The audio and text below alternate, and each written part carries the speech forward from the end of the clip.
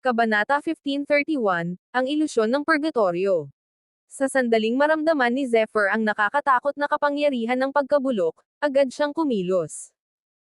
Mabilis niyang pinalaya ang tunay na enerhiya sa loob ng kanyang katawan at buong lakas na nilabanan ang nakamamatay na puwersang sumisira sa kanya mula sa loob. Ngunit hindi iyon ang kanyang pinakamalakas na sandata. Sa kailaliman ng kanyang katawan, muling nagising ang isang sinaunang kapangyarihan. Rumble. Lumitaw ang puno ng walang hanggan. Kasabay nito, nagliyab din ang Greenwood Ancestral Bloodline, na parang isang mabangis na hari ng kagubatan na walang takot na humaharap sa kamatayan.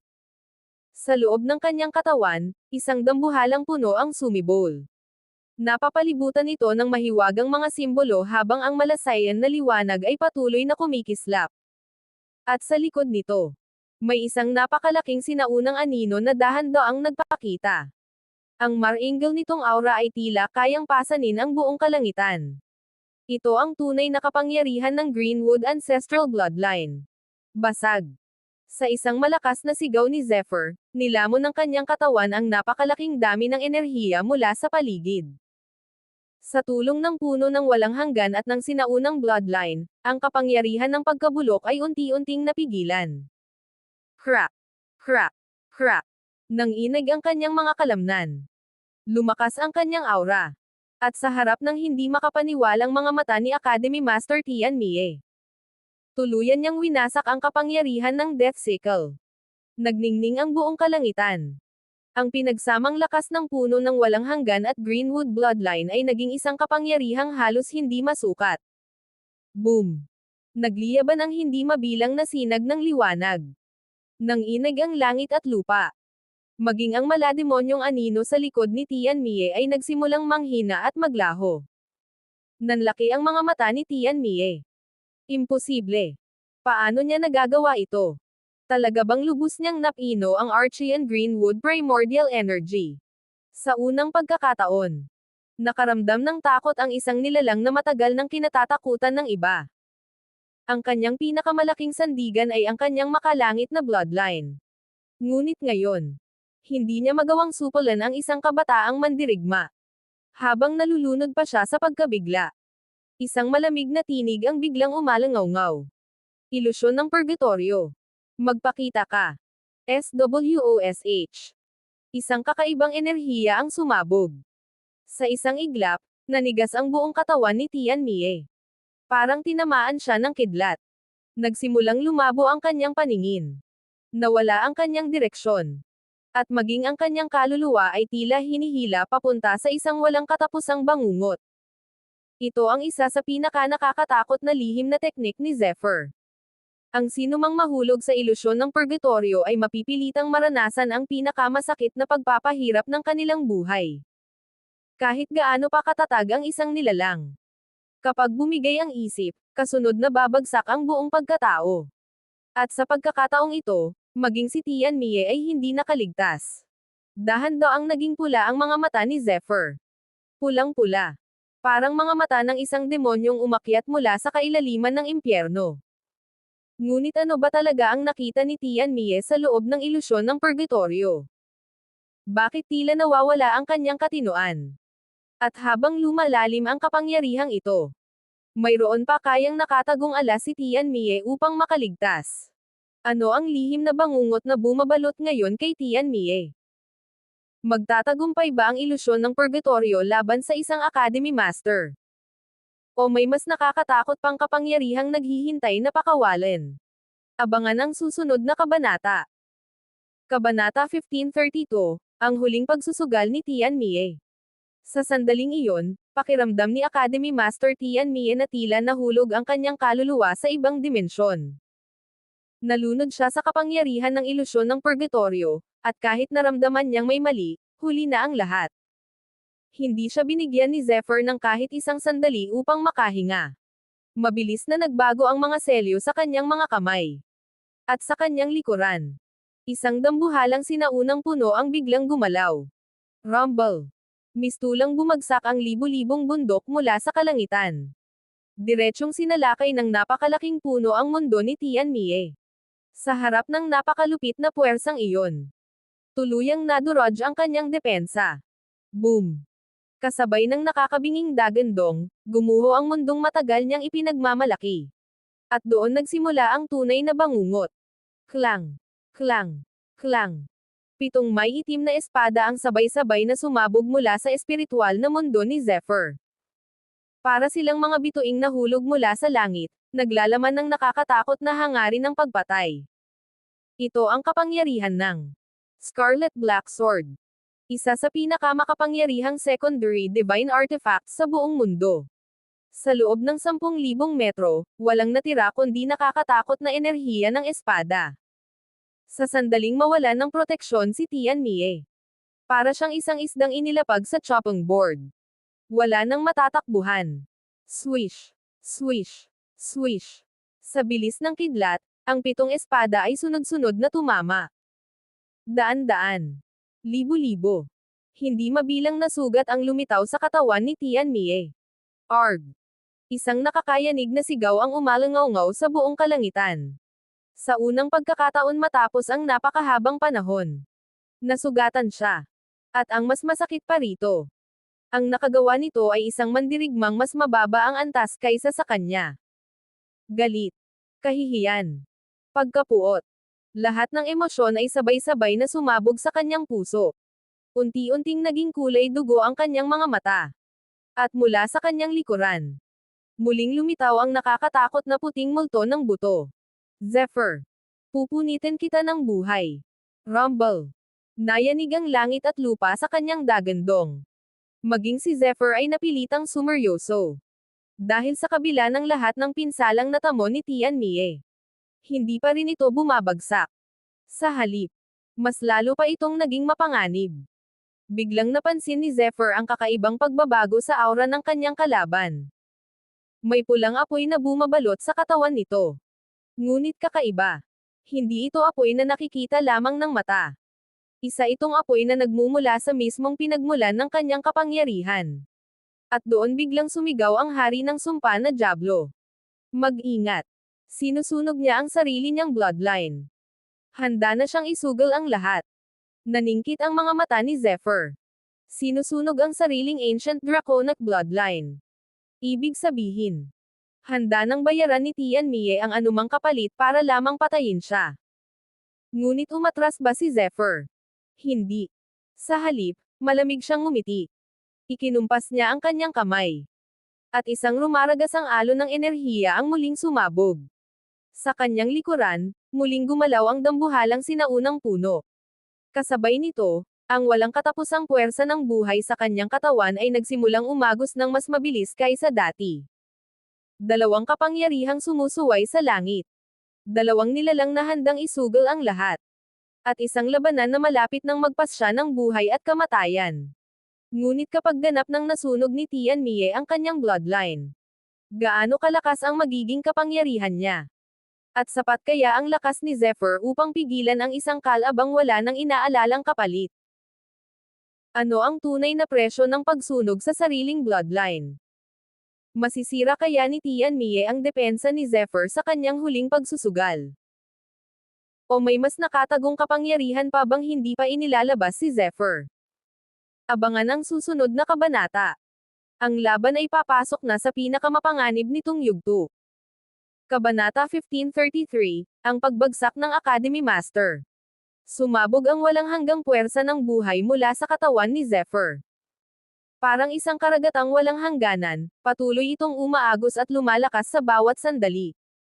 Ngunit sa kabilang panig, tuluyan nang isinugal ni Academy Master Tianmie ang lahat. Patayin. Kasabay ng kanyang nakakayanig na sigaw, buong lakas niyang iwinasiwas ang Death Sickle. Boom!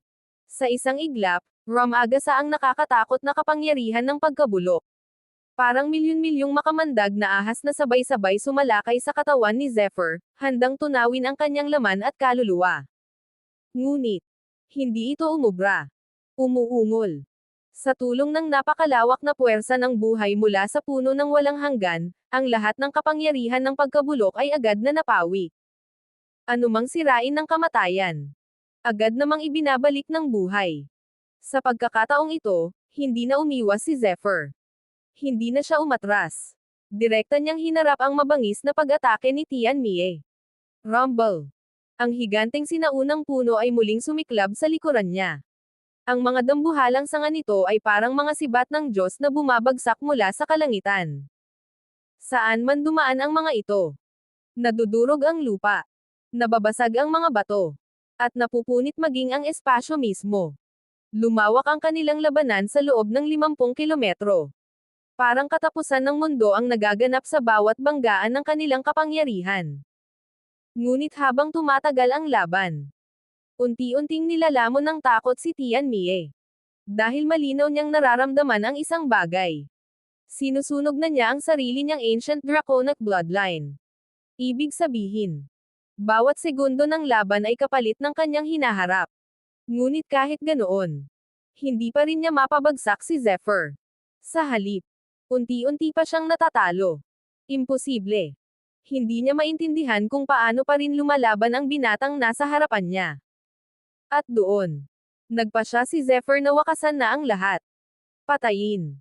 Sa isang kisap mata, sumabog ang kapangyarihan ng kanyang 20 dragon scales. Boom! Nayanig ang buong kalangitan.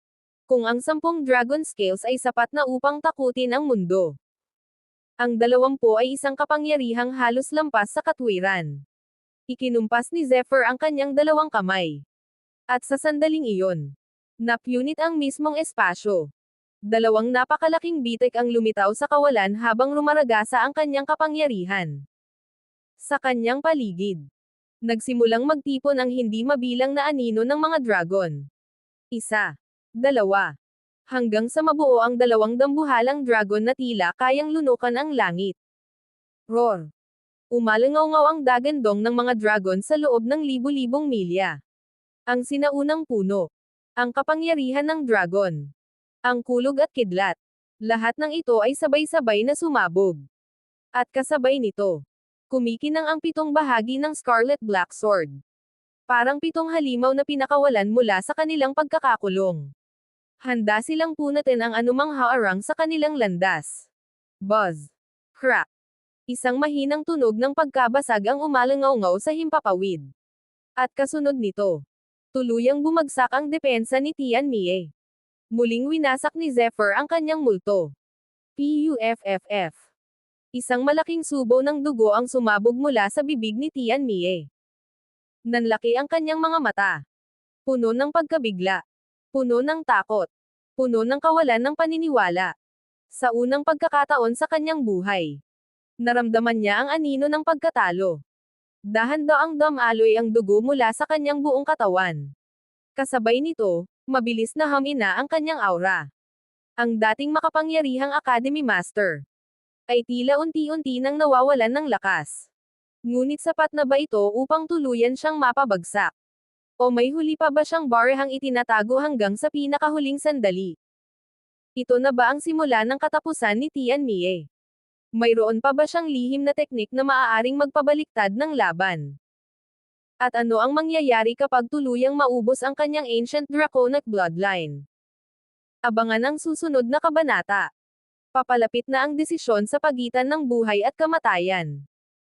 Kabanata 1534, ang pagbagsak ng isang Academy Master. Ang pagsunog sa sariling ancient draconic bloodline ay hindi simpleng teknik. Isa itong huling pagsusugal. Isang kapangyarihang ginagamit lamang kapag wala nang natitirang pag-asa. Kapag isinagawa ito, maaaring makamit ng isang mandirigma ang pansamantalang pagtaas ng lakas. Ngunit kapalit nito ang kanyang kinabukasan. At ngayon, matapos wasakin ni Zephyr ang kapangyarihan ni Tianmie, nagsimula nang lumitaw ang tunay na kapalit ng kanyang desperadong hakbang. Lubhang nasira ang kanyang katawan. Humihina ang kanyang aura. At mabilis na nawawala ang kanyang lakas. Ngunit kahit nasa ganitong kalagayan, ayaw pa rin niyang tanggapin ang pagkatalo.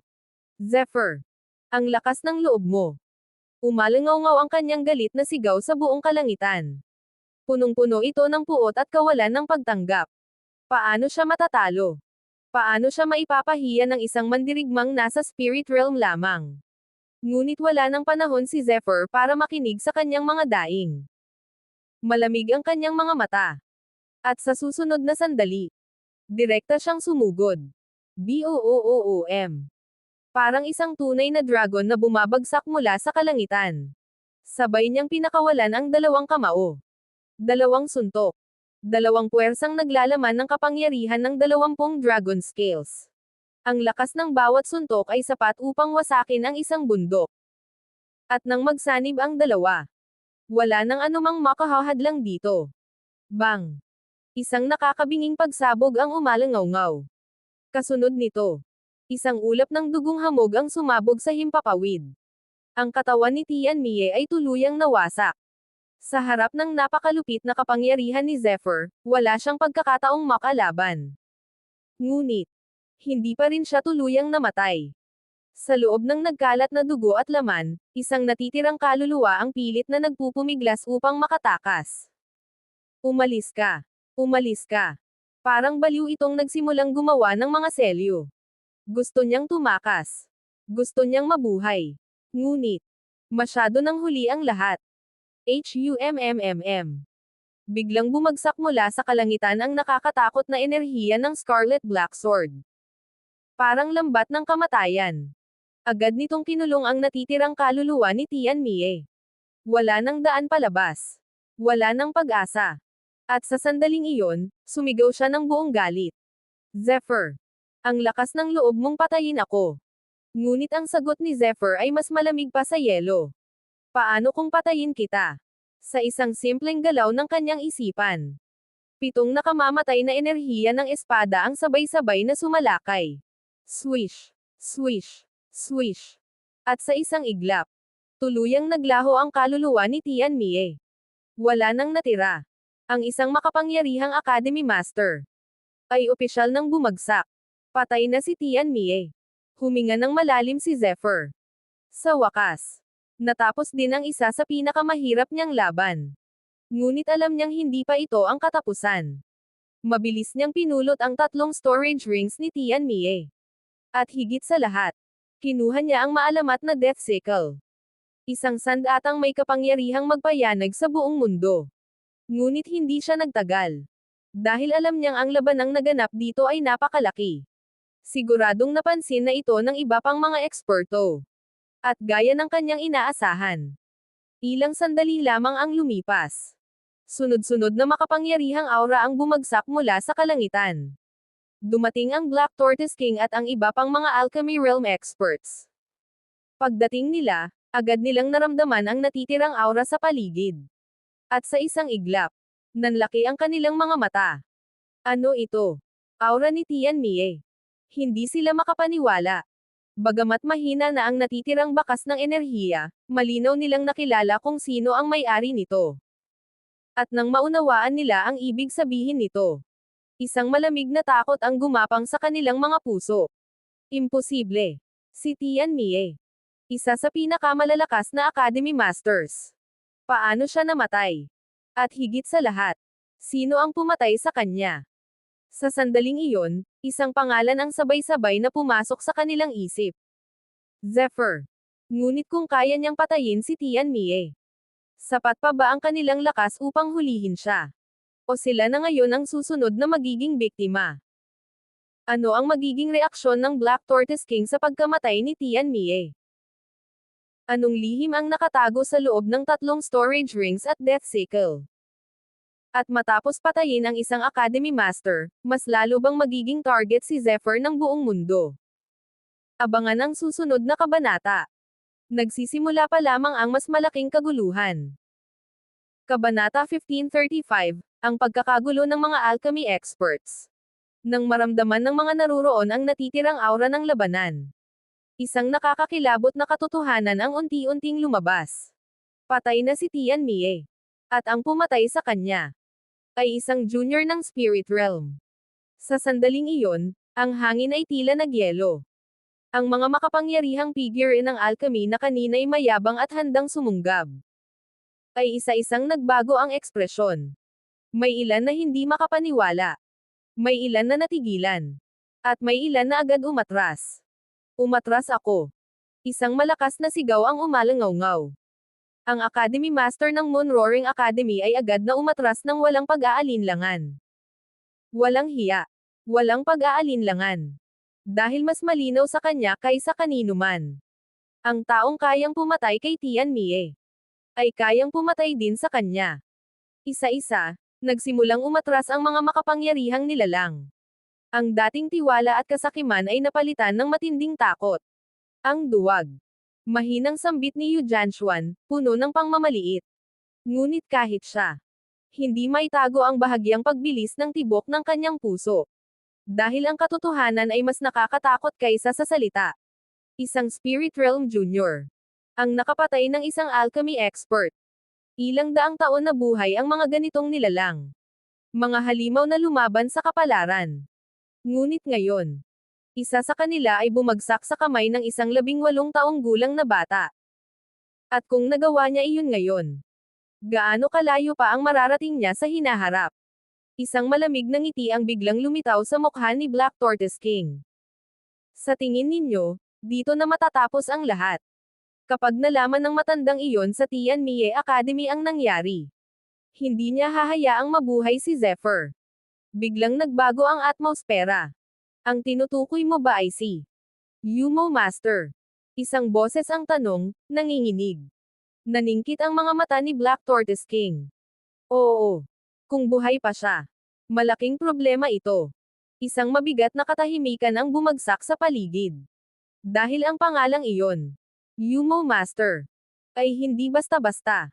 Isa siyang matandang halimaw mula sa nakaraan. Kasabay ng iba pang mga alamat na halos nakalimutan na ng mundo. At ayon sa kasaysayan, ang mga ganitong nilalang ay hindi na dapat buhay pa. Ngunit narito sila ngayon. At kung siya ay gagalaw, ang buong sitwasyon ay magbabago. May iba pa. Dagdag ni Black Tortoise King. Si Yu Tianxing ng Ghost Sword Academy. At ang Daoborn Freak ng Transcendent Sect. Mga pangalan na tila may bigat ng 1000 taon. Mga nilalang na hindi na dapat gumagalaw sa modernong panahon. Ang bawat isa sa kanila ay kayang yumanig sa mundo sa isang galaw lamang. At ngayon, isa sa kanilang mga disipulo ang napatay. Ngunit ang pinakamasama pa roon, ang kayamanan ng Archie and Greenwood Primordial Energy ay nananatiling hindi nakukuha. Isang sandali ng katahimikan. At pagkatapos, isang malamig na utos ang bumagsak. Kailangan hanapin si Zephyr. Ngayon din. Dahil kapag gumalaw na si Yumo Master, wala nang pagkakataon ang sinuman. Ang hangin ay naging mabigat. Ang lupa ay tila sumisigaw ng paparating na bagyo. At sa isang lugar sa malayo, si Zephyr Khan, hindi pa alam na siya ay hinahabol ng mga lumang halimaw na handang gumising mula sa libingan ng kasaysayan. Makakatakas ba si Zephyr bago dumating si Yumo Master? O magsisimula na ang tunay na hunt ng mga ancient powerhouses? At ano ang magiging papel ng Archie and Greenwood Primordial Energy sa lahat ng ito? Abangan ang susunod na kabanata, lumalalim na ang digmaan ng mga halimaw.